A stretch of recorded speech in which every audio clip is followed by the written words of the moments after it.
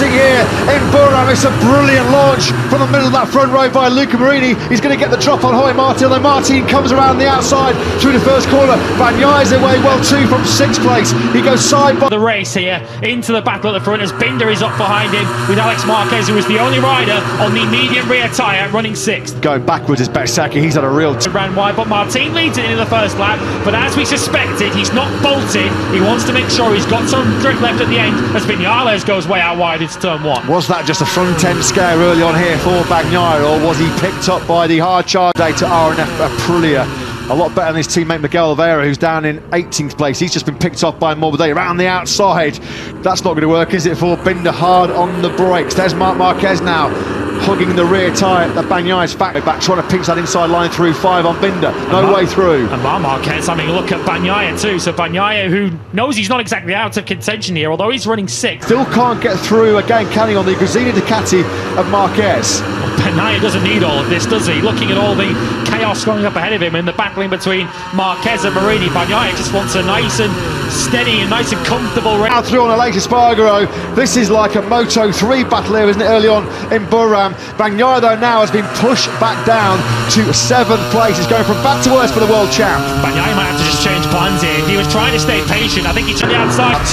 That sees the former Moto2 and Moto3 world champion on the floor here in Mandalico. He tried so hard to save it, but it wasn't coming back. Marquez will never find out how that medium rear tyre would have managed in the second half of the race, because he didn't make it too far into the second half of the race. So I think what will be interesting now is how quickly Bagnaia zooms up to the back of Martin and Binder. I think when the lead group fire past your position down in pit lane, Brad Binder has been close, but not close enough to... Longer, and here he comes up the inside of Martin. Here he goes, and Binder finally picks his moment, although he's going to go in wide, and Martin will squeeze back to the inside line. They rub knees together. That was really, really close. We now come through turn 10. So that Binder has made it through, but he hasn't been able to make it clearly through.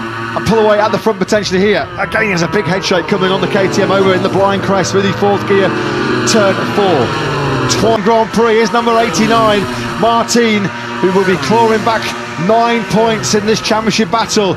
He brakes as hard and as late as he dares into that tight turn 3. Binder again can't find his way through. It's already been a phenomenal sporting weekend, hasn't it, for South Africa after their Rugby World Cup triumph last night. And Binder on course for back-to-back KTMs here in Berhasil. He leads over the line, 4 laps to go here. By attacking this early, just an advantage in terms of the edge grip through the faster flying parts of this Berhasil circuit. Binder, what, 6 half-dozen bike lengths now clear of Martin. That's where he has been strong in this third split. He's now nearly 3.5 tenths clear. They did a 31.5 and a 31.6 respectively, so Martin is still very much in this, but you kind of feel, looking at this leading trio, that the most likely move to come next will be for 2nd place rather for the lead. You can see Binder there, that rear tyre was... And between himself and his chief title rival, it would be down to just 9 points.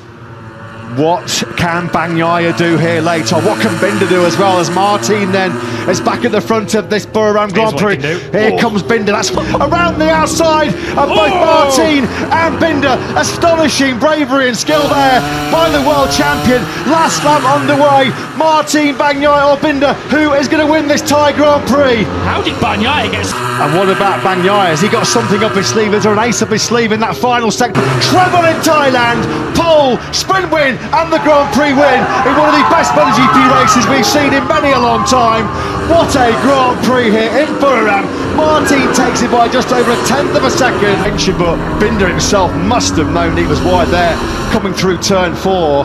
What a gift for Bagnaia. Well, it's a gift of 4 points. Belter, and that is exactly what we have got. Game on in this year's MotoGP World Championship. 13 points as he punches through the screen there at Jorge Martin. He will not care. The mechanics won't care about that.